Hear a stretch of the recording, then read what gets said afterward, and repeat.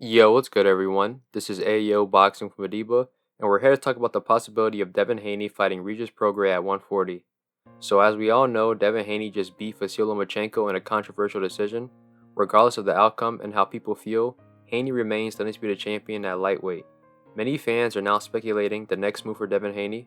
The popular opinion is for Haney to defend his titles against Shakur, Tank, or rematch Loma, but many suspect that Haney will move up to 140 mainly due to the fact that it's been harder for Haney to make the 135 weight limit.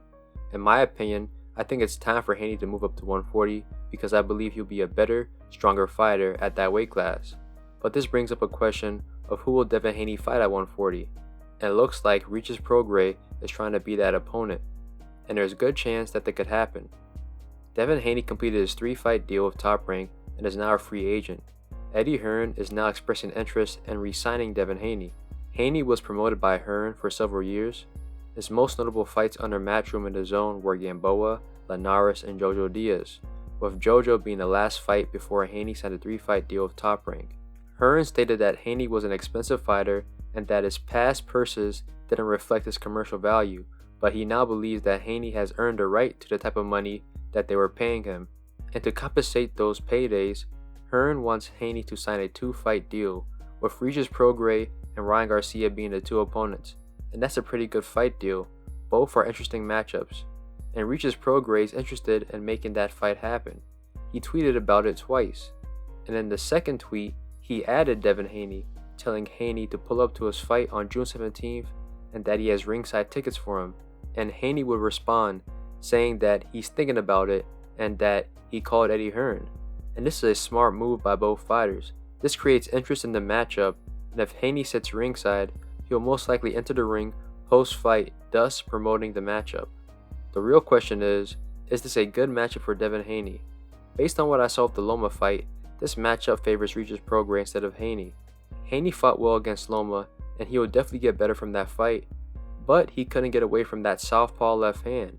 Haney was also consistently hit by Jojo's left hand. Regis is a bigger and way more powerful puncher than Loma and Jojo. He just knocked out Cepeda with a left hand. Haney might go to sleep if he gets hit by Regis. Furthermore, Haney's punch resistance and power is still untested at 140. I believe that Haney will be stronger and more powerful at 140 since he would be draining himself as much compared to lightweight, but that's still unproven. I think Regis would beat Haney, and Regis feels the same, which is why he's pushing for that matchup. A Haney fight would be Regis's biggest fight in his career, and beating Haney would elevate his status. From the Haney perspective, a Regis fight might be considered a high-risk type of fight. Yes, Regis is the WBC champion, and beating him will make Haney a 2-division champion over a legitimate elite name. However, Regis is a dangerous southpaw. If Haney wants to fight a dangerous southpaw, Tank would be more favorable since he's a cash cow. Therefore, a Tank fight is a huge payday. I would love to see a Haney versus Regis fight, but I believe there are better opponents for both of them at 140. In my opinion, I think Regis should fight Jack Catterall or Subriel Matias next rather than Haney. Personally, I've wanted to see Regis Catterall fight for a while now. Catterall just won his comeback fight this past weekend and is open to a Regis fight. And before the Haney matchup talks started, Eddie Hearn wanted to make the Regis Catterall fight, but Matias makes the most sense for Regis. Matias is the IBF champion, therefore it will be a unification fight, and based on their respective styles, that will be a crazy, entertaining matchup.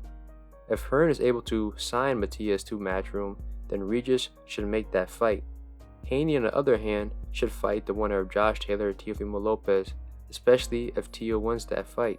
The Lopez family and the Haney family have beef and they don't like each other, and this has gone on since 2019.